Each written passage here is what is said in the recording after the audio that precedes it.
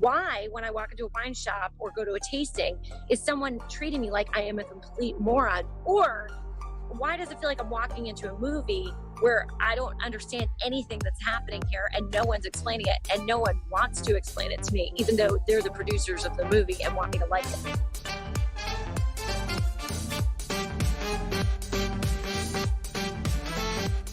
I'm your host, Brian McCann, and this is the Road to Wine Expert podcast.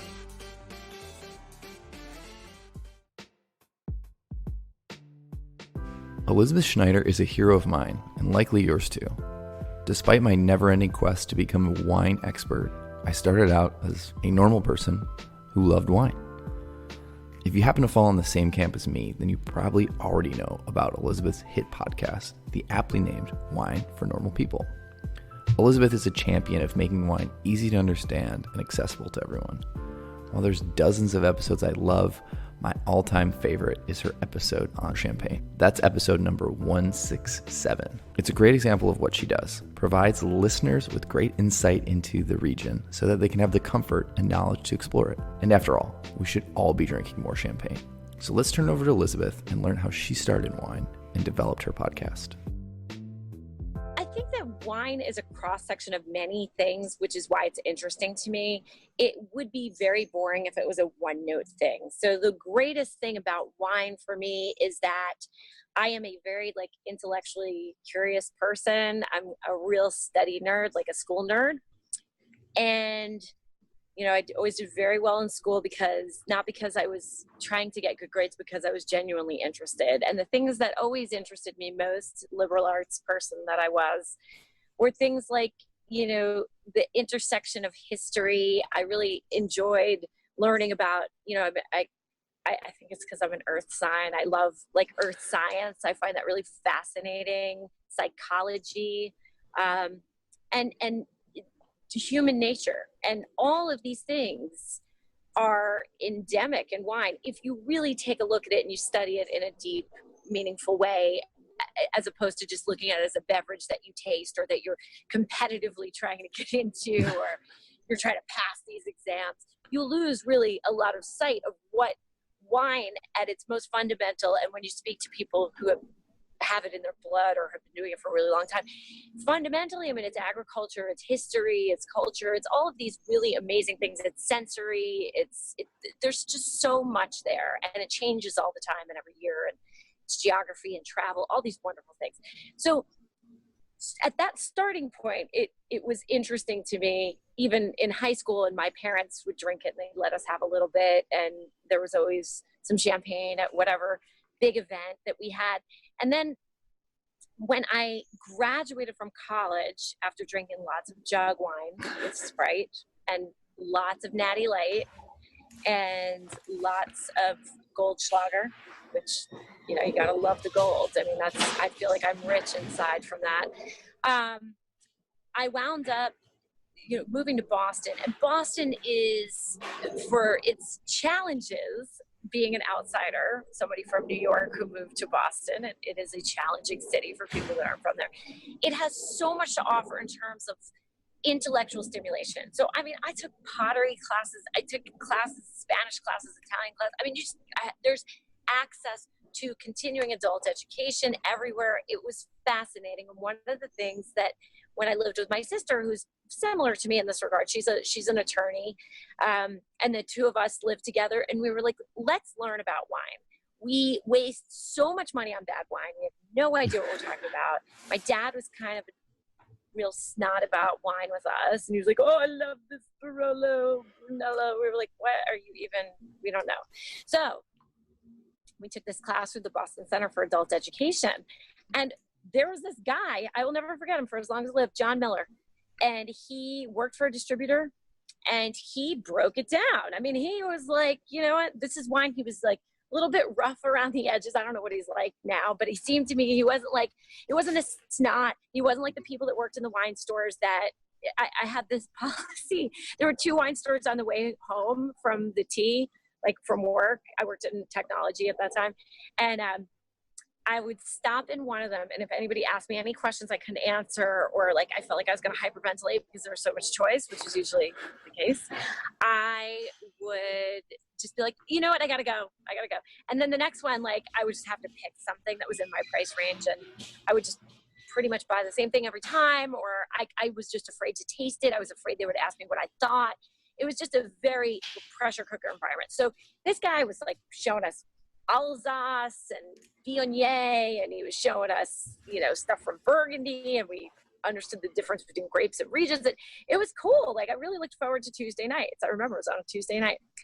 And I just fell in love with Alsace Riesling. It was a Trimbach Alsace Riesling. I thought it was the most fascinating, interesting wine. I'm still a total Riesling lover.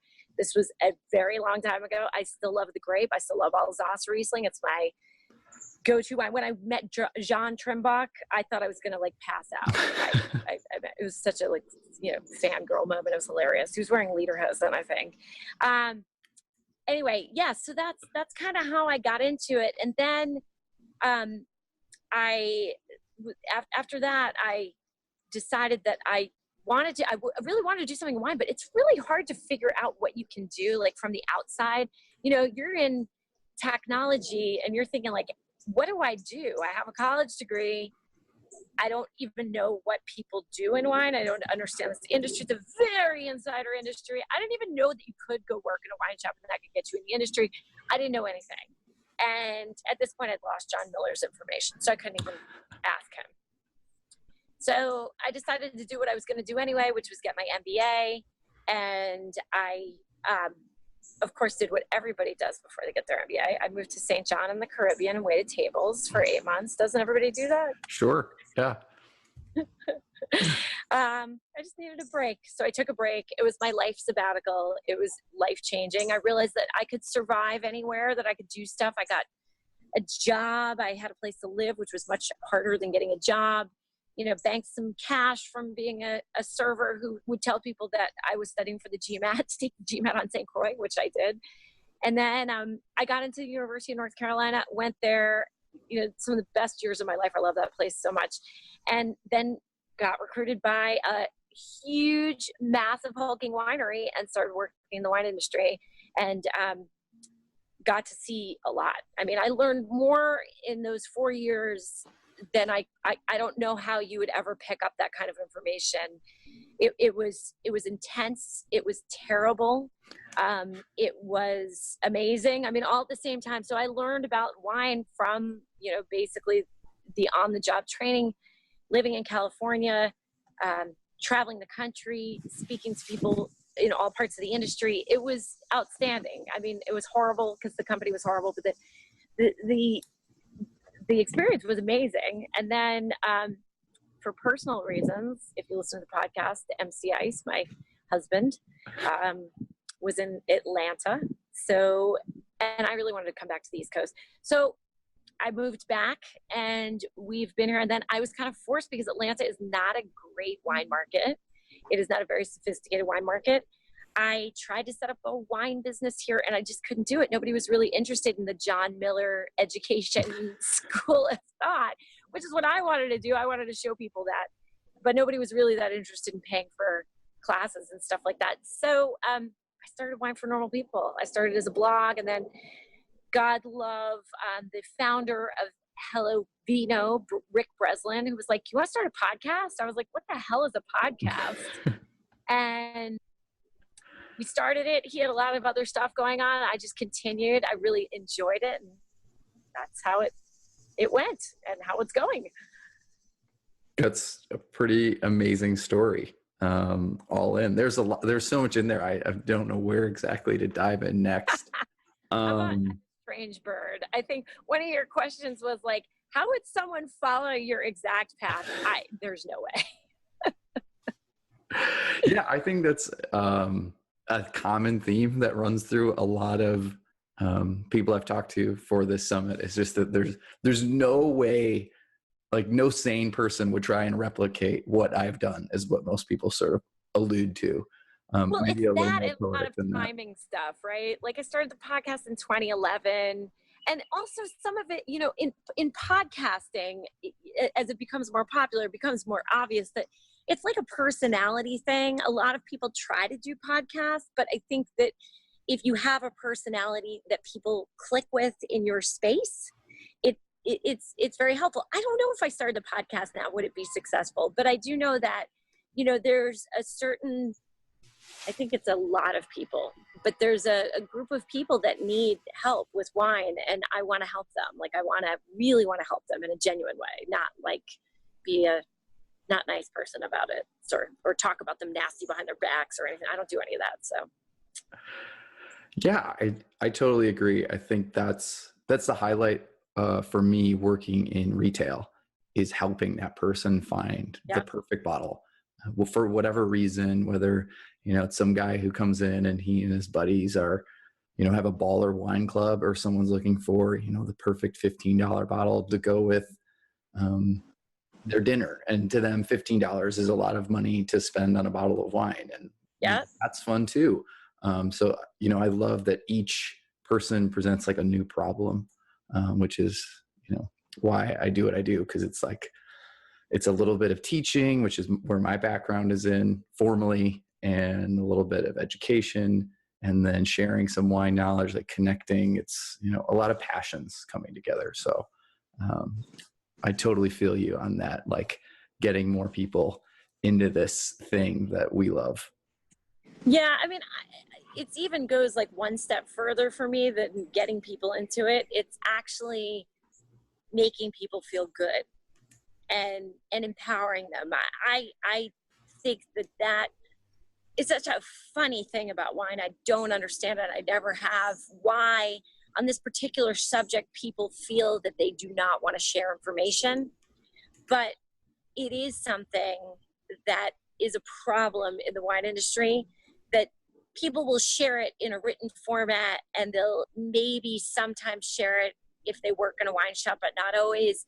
But there's this assumed level of knowledge that people in the wine industry think everyone has, and they just cannot relate to people who maybe are intelligent. I mean, that's the other thing. That was like one of my big things. I was like, I'm a smart person, but I just don't know about the subject. Why, when I walk into a wine shop or go to a tasting, is someone treating me like I am a complete moron? Or why does it feel like I'm walking into a movie where I don't understand anything that's happening here, and no one's explaining it, and no one wants to explain it to me, even though they're the producers of the movie and want me to like it? What an analogy. That is so great. I love both of those. I really like the movie analogy, because the hard part is, as the filmmaker, let's say, being behind the table, pouring the wine, is sort of judging where people are at in there. Did people just walk in and miss the previews, or are people just like in at the last, 30 seconds, and there's a giant plot twist and, a cliffhanger, and they have no idea what's going on? It happens all the time. And so that's a fun problem. I can't wait to do that at the next tasting, is kind of use that analogy to figure out where people are. Because you don't want to give everyone the same experience, right? Everyone's coming in different angles, and some people, like, they don't know, Sauvignon Blanc from Chardonnay, let's say, and they're just like, oh, wine, fun. And you want to cater to those people, give them a little bit of boost and find out what they like. And then you want, the guy who's interested in how long, the wine's been barrel aged and whatnot, and give him the details that he needs, so he's satisfied too. I think that's true, but I do think that on a fundamental level, even people in the general public, like, people like regular people, often have missed major concepts in wine. Even that guy who knows about it. I mean, I have done seminars for some very sophisticated people in wine, and some of the most popular takeaways have been things like, what exactly does oak do, or what exactly is tannin, or what exactly does alcohol do to a wine. These are really basic concepts for people who are in the industry, but not for people that are out of it. And oftentimes there are huge gaps in knowledge, even for people who consider themselves connoisseurs. And so if you can manage to work in facts about, nearly anything at any level. There's a lot of people that don't have that level of knowledge or the perspective that I think some of us have just because we've studied it. So I don't know. I try to span it. I hit the low points and the high points all the time. That's great. Let's dig in there, because you're talking about something really important. And I think people who are watching this, will be scratching their heads like, well, where do I start? What do I do? Where should I go? So what, besides your amazing podcasts, what are some great places for people you think to start? Some resources, blogs, books? What do you think should be required reading, so to speak? For people just getting into wine? Yeah. I mean, look, here's the thing is that I will say about the podcast is that everyone learns differently. So you might be a person, like for me, it's funny that I do a podcast, because if I had the podcast, if I were on the other side, I would listen to the podcast, but I would need something written, because I need to be able to study like words. I'm that kind of person. Now, what would probably be helpful for me is if I listened to the podcast and took notes, and then I would remember it, because I'm that kind of person. I'm that kind of learner. Everybody learns differently. So I can't say there's one thing. What I would say is obviously I would promote my own podcast for learning the basics and, high and low level. If you're a smart person, you can pick up on this stuff in the podcast. We try to re-explain things or give in explanations within all of the podcasts, so you don't feel like you're lost if you're picking up, on the most recent podcast and you haven't listened to the whole back catalog. So for that, I would say that for, if you're a graphic learner, if you're somebody who really loves graphics, you've got to have Madeline's book, Madeline Paquette. I mean, she's fantastic. Wine Folly is a fantastic book. If you're somebody that's a really visual learner, not a word learner, right? Because there's not a whole lot of writing in there. But if you're a visual learner and you can look at graphs and charts and pick up on stuff, her stuff is fantastic for breaking that down, and then from a writing perspective, there hasn't been a lot of basic primers. Of course, I'm publishing a book, so I'm hoping that will fill that niche too. But when Wine for Normal People comes out, hopefully that will be for learners like me who need the words, right? So I look at Wine Folly as the graphic element of it, and my book is actually the written, the prose of that. But right now, some of the books are rather dense and they're hard, and they don't break down things. They give a lot of facts. They don't give a lot of interpretation. I think the Wine Bible is a great book. It's just a little daunting, for first time people. I think,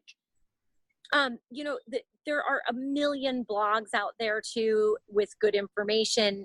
The only watch out that I would have about that is you've got to find somebody who has your style, and all of the standard industry blogs are very tough, because that's just other wine people just read those blogs. You know what I mean? So the resources are not fantastic. They're plentiful, but they're not always fantastic. I would say, for people who are outside of the industry, you've got to figure out who has your style, who your wine tribe is. I guess that's what people always say about Wine for Normal People. You're part of my, we're in a wine tribe. So if I am happy to have you. I'm always welcoming people into the Wine for Normal People wine tribe. But if there could be some other wine tribe that suits you. I mean, I think VinePair has really good information that breaks down information. They break down information very in small nuggets. If you're looking for something that's more topical or newsworthy, I love Decanter. I think they do a fantastic job. It's really my main source of news in wine. So lots to go on there. Yeah, those are all. Of course, if you're a true wine nerd, Jancis Robinson is the queen, but that's not for people. That book is not even for connoisseurs. That's for people that are studying for serious wine stuff, right? Those all of Jancis's books, all of those books are fantastic, and Hugh Johnson's books, and all of the Ian DeGata, all of these people write these amazing books, but the audience is not regular people, right? Because if you pick up Oxford Guide to Wine, or you pick up the World Wine Atlas, there's a barrier to entry. You've got to know something before you pick up those books. It's really confusing otherwise, right? Sure. Yeah. I mean, and that's kind of the big argument in wine, I think, in education is how do you develop context for something you know absolutely nothing about as an outsider? And it's like, how do you eat an elephant one bite at a time? You got to start somewhere. So start with what you love, start with what you at least like, what you're interested in. And I think you just go down the rabbit hole, so to speak. And pick the angle too, because if you like history, God, I mean, you could really dig in there, find out what countries interest you. You might be really interested in Roman history. That would be the luckiest thing in the world, frankly, because the Romans were everywhere. But you might like American history. I mean, gosh, I've done blog posts and podcasts on Thomas Jefferson before. There's a ton of stuff that you can read. There's also lots of stuff on scandals if you're into that. That's a good way to the Billionaire's Vinegar and the Judgment of Paris, I think, is even a little bit edgy. George Tabor's book. I mean, there's a lot. There's a lot. You can approach it in a lot of different ways. Yeah, I love it. So let's shift gears slightly, and let's unpack this term wine expert for people who are maybe looking for expertise, and they're thinking about books, and they're thinking about going down this educational road. You don't have to give me your whole spiel. There's a podcast about it. What's like your 30-second take on maybe wine education or people sort of achieving expertise? Well, okay. There's first of all, what is expertise? I mean, this is like, in a field where it's constantly changing and there's so much to know, you'll never know everything. It is really hard to call yourself an expert, right? I think that, as experty as you are in wine, there's always somebody that knows more than you, and they're happy to tell you about that too, by the way, just so you know. And they're also happy to tell you all of their credentials, all the people they know, all the producers they know, where they've traveled, that your opinion on wine is wrong, that you are base and low class essentially in the wine world. They're happy to let you know that. You're not in the club, all of that. So what is an expert? I mean, look, this is in any field. You have to determine who you think is a smart person, right? I mean, we can look at, and not to get to it like a thorny issue, but you can look at politics, right? You can look at politics and you could say, okay, the writer at the Washington Post is a total expert on the White House. He knows everything. He knows about, the ins and outs, and I really trust his judgment. But the guy at the Chicago Trib sucks, and I totally don't trust him. And there could be somebody who feels the exact opposite. There could be somebody that thinks the New York Times is fake news, and somebody that thinks that, Newsmax is fake news. So we pick our own experts. Again, it goes back to this wine tribe thing. If you feel that someone is smart and that they know what they're talking about, and that when they say something and you go back and fact check it, it's actually true, that's probably a good sign that they know what they're talking about. Just because someone says something confidently and because they have letters after their name, especially in wine, does not mean that they are an expert. It means that they do know a lot, or that they knew a lot to pass a test. I mean, let me ask you this, Brian. How many exams did you take in college where you still remember everything, or high school where you still remember everything? Yeah, that's going to be close to zero. So what do you think happens? And some of the stuff, right, you use. Mm-hmm. So like, I think you probably use like addition, subtraction, spelling. Sure. So you ace those. You did really well on those. You're still doing okay. But beyond that, I think that, people in large part don't use all of that information. And when you're talking about an exam like a Master Sommelier, the Master of Wine is a little different because it's more like a master's program, right? It's actually an intellectual master's program where you write a dissertation and you develop expertise in one particular area. But the Master Sommelier, or any of the sommelier courses that go up to that, the WSET, the Certified Specialist of Wine, any of those are courses that you take that I think are excellent for people like me who are study nerds and like school and like structure and like words. Okay. If you don't like words and you don't like maps and it's frustrating to you, and yet you have a phenomenal palate and you can describe wine wonderfully well, how does that make you any less of an expert because I'm good at school and you're not? You're not, it's not your thing. I don't see that. I think wine is a sensory thing. How can you judge someone based on that? How can you judge someone based on how you hear descriptions of a wine and whether or not you think that's valid? I mean, when we all have different taste experiences, we all have different DNA.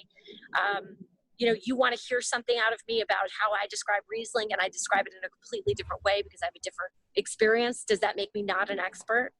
Or does that make me have a different way to describe things? So I think after a certain point in time, like after the point in time where you've established, structure and a baseline of knowledge and that kind of thing, and you're willing to pursue it both through the glass and through books when an interest sparks. I mean, how is that any less experty than somebody who was a master sommelier and who just did really awesome because they do well under pressure. They like the testing. They can describe the wines, how they're supposed to do them. And, they follow their grid and they've got their timeline down. I mean, some people just don't do well under pressure. Some people can't taste well under pressure.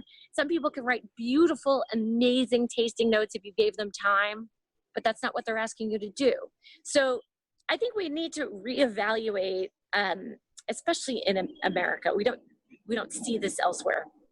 The celebrity culture around that we seem to be building around sommeliers and around people who know things but aren't even that good at explaining them. Like if you're a great communicator about wine, then shouldn't you be getting credit for that in a restaurant or anywhere else? I know that if I sat down at a table, I would much rather have somebody who was awesome and knowledgeable and helpful than a master sommelier who didn't have any of those qualities but had the credentials. Do you see what I'm saying? Yeah. Long-winded answer. I'm sorry. I know I asked for 30 seconds. Maybe that was my bad. Yeah. No, I think that's a great answer. Again, I've just got so many things. I'm trying to pick one point. I think let's go to the celebrity point, because I think that's an interesting angle to discuss and sort of this rise of, wine personalities. So whether that be, bloggers or, sommeliers with things like Somm, the documentary, and Uncorked, where we've got to see behind the scenes in these exams and this world of wine. So in your opinion, are those things good for wine, bad for wine? Have they been misinterpreted by the public? What do you think about sort of the celebrityism in the wine Well, industry? again, I mean, in many ways I benefit from this, so I can't really knock it. But I guess that I would rather, I don't know. I mean, I don't know. The Somm movies were absolutely beautiful, and I loved the documentaries. I think they show a beautiful side of wine from a artistic perspective. I just would hate people to think that everybody in wine was like those people. So I'm not sure that that's such a good thing. And I don't know that those people were necessarily, at least on screen, very likable.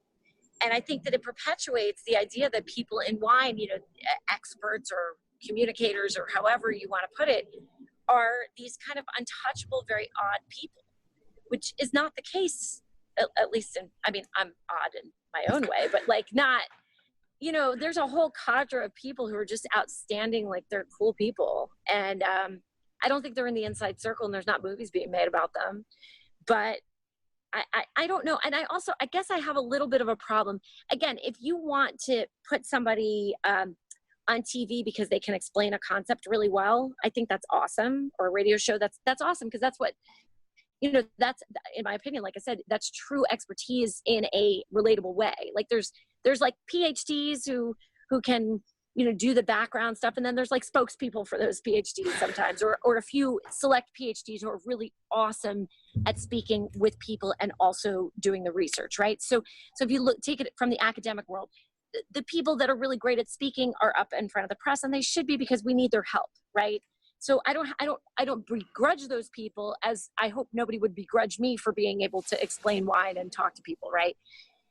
And I think we still do need the master sommeliers and people who are really in deep on it. It's just that I'm just not sure that sommeliers or people like me, yes, I'm a communicator. So that's a different story, but like, we don't make anything. We don't make wine. We're not chefs. We don't make food. We don't make anything. We are taking someone else's product and learning about it. I'm not sure that warrants celebrity, does it? I mean, is that really celebrity worthy that like, I know a lot about someone else's stuff? Like, if that's the case, then we should really start getting astrophysicists up there and like making documentaries about them, because they're studying Einstein stuff, right? They're not creating anything. It seems to me that chefs, it's a little bit more warranted. They're creating something. We don't create anything. We study it and talk about it. I like it. I don't have anything to add. It was just, that was great. I don't know where to go with that one, except that I love that answer. I think it's spot on. And you forget about the active creation, right? It should really be about winemakers. If you were going to do a movie like those people, right? The winemakers that crave celebrity generally are not the kind of people that you want in front of the public either, because they're looking for something and they sort of forget about their craft. It's the unspoken people. And it's the people that you visit that, are making wine, and the growers actually, frankly, who get no credit, but should get all the credit. They are the most important people in the process, frankly. Agree 100%. Let's go back to something you talked about earlier that I want to touch on a little bit more, of this idea of your wine tribe. I really like this phrase, this idea, right? Because sometimes you can get, insulated and then isolated, right? Because you're in the echo chamber of whatever your tribe is. What advice would you have to people for, let's do two parts. One, who don't have a tribe but are looking to find people.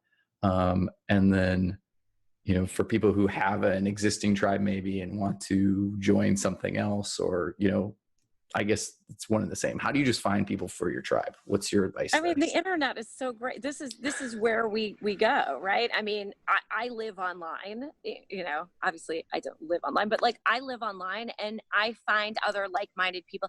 I'll give you a great example. This is a fantastic example that has nothing to do with wine, but is another way that people reach out. So I am not just a wine person. I'm also a podcaster. And for a long time, I was just sort of isolating. I was operating in isolation. I didn't really know what to do. I didn't have any community. I mean, listen, I didn't even know how to edit. I didn't know how to do anything. So I had to learn all this stuff on the fly. And thank God my husband is so awesome at tech stuff, because he was able to figure it out. And then he was able to teach me. So yeah, I mean, there's so much there. So in the last 2 years, I started looking for other podcasters to communicate with and share ideas and ask questions of, things that I needed help with. I needed, okay, what editing software? I'm having this problem with, with Audacity and my recording, and, that's a recording program. This problem with my mic. What do you guys use for this? How do you, do you have a virtual assistant I could, use? All this kind of stuff. And I joined a community that was like $1,000, which in my world is a lot of money. And I was like, this is really, okay, this is awesome. I'm going to use it all the time. And what I found, it was a lot of people pimping services. It was a lot of newbies who did not have any experience with podcasting, who were sort of looking to skate off of the main guy who started it and all this kind of stuff. But through that, I found another group called She Podcast. It's a group of female podcasters, and that's my tribe. Now, I'm not on it every day. I don't need to be on it every day because I do 400 other things in addition to the podcast. So I can't be 100% focused on the podcast all the time. But, when I have a win, or, if I have questions about, like, there's people that have published books, for instance, on there. So if I have a question about how the publishing industry works, or I need some help, I have an agent. So like, how does this person work with their agent? Or there's always someone on that thing that can answer my questions. I just hired a marketing consultant from there, to sort of help me with some things that I've let fall through the cracks. These people are super supportive. And then when, I won a taste award earlier this year, and I posted, everybody was so happy for me. Like, those kinds of things, that's my tribe. So there's my podcasting people. And I'm going to another event. You know, I got selected. I won like a scholarship to go to this podcasting event in LA in the fall. And I think that I'll probably find another tribe there too, a related tribe, because it's another female podcaster thing. There's not that many of us. So that's why I kind of did that. So these people have the personality. They're not afraid to admit that like stuff's going wrong or they're having a bad day. That's my kind of people. So I think that wine is the same way. And of course, everyone is welcome in my tribe. But if I'm not for you and, you know, you think my voice is annoying or you don't like what I have to say about sommeliers or whatever, you know, there are other, you know, lots and lots of tribes out there that you can find. I want to be very clear. Like my attitude towards my tribe is that like they are the most important thing in my whole business, and that no matter, I mean, I hope that the book does really well, and I hope that I you know, find increasing success and more opportunities, and that my brand grows and my, you know, that I get bigger. But always at the root of that for me is the people and the audience. And I will always answer personal emails, and I will always answer Facebook messages, and I will always post authentically. There are some days I don't even post on social media because I don't feel like I have anything to say. So that's just who I am, you know? So that's my tribe, but other people might, you know, maybe they want something more corporate or they want something more so it's out there. It's all out there.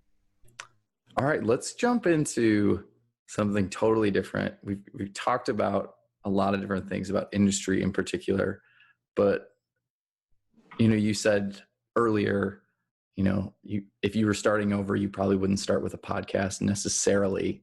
You know, what advice do you have for people looking for maybe to pursue wine expertise, right? Or to create a wine community like today? What would you recommend they do? How would they go about doing that? Like if they were starting from scratch, you mean? Like yeah. I can't give great advice on this because it is so difficult now. There's just so much information available, and so many people that are doing it very, very well that it's hard to break through the noise. You'd have to do something that was quite different, right? You'd have to do something that didn't exist already. And I think that's hard. I think it's really, really hard. I can't think of a way, you know, besides it being personality driven, that you would start something from scratch that was something that no one had seen before. But, you know, people do it all the time. Just because I can't think of it doesn't mean that it wouldn't exist some way, somehow. But it does seem that, you know, unfortunately, like unlike technology, and this is part of the very interesting thing about wine and about an intellectual culture around wine, and why some people are kind of put off by it, is that it's not like one of these fields where like technology, where things are changing all the time and you have an opportunity for, you know, some huge development that's going to shake up the whole world. Wine is an old thing. And if you're not interested in the legacy of it or the history of it or anything like that, it's not like there's going to be some new breakthrough that we're going to be bowled over by. So I think it's really a challenging question, and not one that I have an answer for, because we're not in that industry where all of a sudden, you know, I mean, unless, you know, wine apps were big, but even there, I mean, I think the bloom's off the rose a bit there, don't you think? Yeah. It's like, It is what it is. There's a bunch of people can come out with new ones, but I don't have one in particular that I really like. You know, people ask me like, oh, how do you keep notes? How do you do that? And I'm like, I'm old school. I've got like a notebook, legal pad. And that, to me, that's the easiest. I don't want to like take out my phone to take a picture to then type a thing. Like if I'm sitting down with a glass of wine, I just want to enjoy, write a few things and be done with it. What I do. I don't have a notepad. I record it on my iPhone. I record all my notes because I work in the audio medium. And then actually I use my blog a lot of times to record what I've tasted.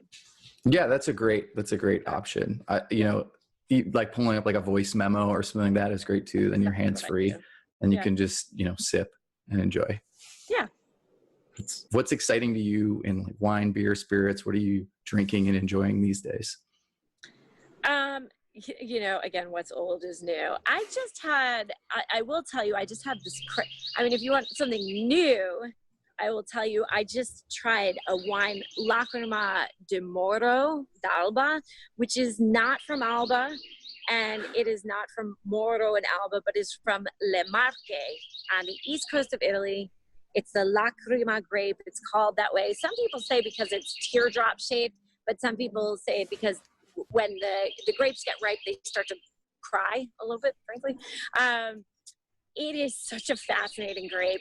I think it's a little polarizing, but I love it. It has a lot of spice to it, floral notes, medium bodied, good acidity, nice tannin. It was awesome with just regular pizza. I don't know what else you'd pair it with, but it was really good with the tomato-based sauce, and it was a fascinating wine. I was so into it, and I gave it to my husband, who really doesn't like aromatic wines, and he totally loved it too. And my dad was here, and he loved it too. So I was like, oh yeah, and this is gonna go in one of my weekly tasting packs. So I'm excited to be able to integrate something weird from, I do this weekly tasting thing with the, selling wine through every other week with Laura Manick, who's a master sommelier. So I hope she doesn't hate me after she knows this.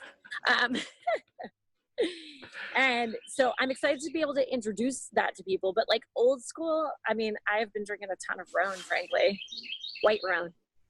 What's the last great glass or bottle of wine you've had? What was the reasoning behind it? Something you enjoyed with family, friends? Can be, that's an open-ended question. Well, it was that wine actually, recently, but let me see if I can think of another one. I had a 12-year-old Rioja from 2005, a Gran Reserva, and I was so impressed. 2005 was a fantastic year all over Europe, and I was so impressed by how the decade and change had affected the wine. I'm not a collector, so I don't hold on to things I've got, maybe 20 things that I've been holding on to for a while and will replace them after I drink them.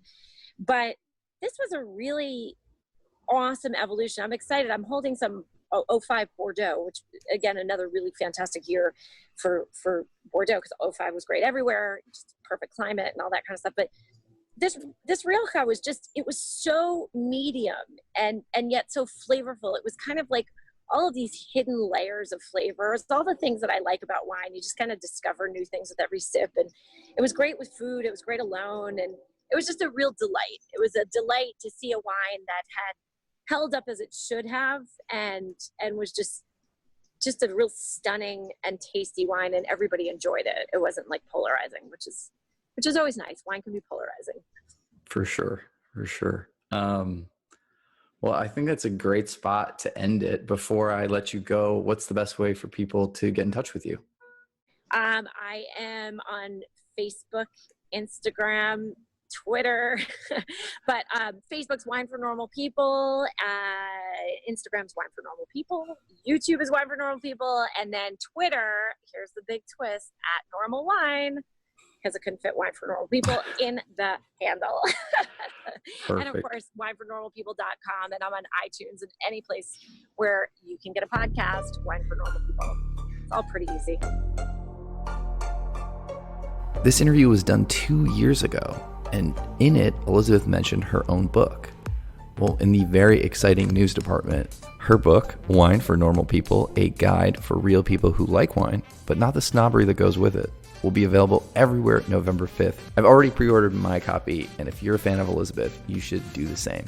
Also, thanks to my podcast manager, Talia Goodman, for pushing me to publish, reminding me of deadlines, and making the podcast a priority. Thanks to Domain for sponsoring this episode of The Road to Wine Expert. Domain is the nation's largest network of wine storage facilities, but they don't just store wine. They can help you in every step of your journey as a wine collector. That means shipping, receiving, importing, organizing, selling, storing, and protecting. Speaking of protecting, Domain offers 2 amazing storage products, Domain cardboard boxes and VineBox, a stackable, flexible wine storage solution. For more information on both those products, you can go to domainstorage.com. They're also available for purchase on Amazon. And finally, thanks to all the musicians who allowed their music to be featured on this podcast by sharing it through the Creative Commons license. If you'd like to know more about these artists and where you can find their amazing music, you can go to roadtowinexpert.com/music. And if you're still here, there's a couple things that you can do to support the podcast. The first of which is visiting roadtowinexpert.com and signing up to receive our emails. That'll keep you in touch about what is happening on both the show and the blog. Also, leave us a review on your platform of choice. It's a great way to say thank you and help us discover more and more people and get on the trending lists and all that jazz. So your review is much appreciated. And last but not least, if you've got questions, comments, concerns, or just looking for advice in general, reach out to me at brian@roadtowinexpert.com. That's BRIAN @roadtowinexpert.com.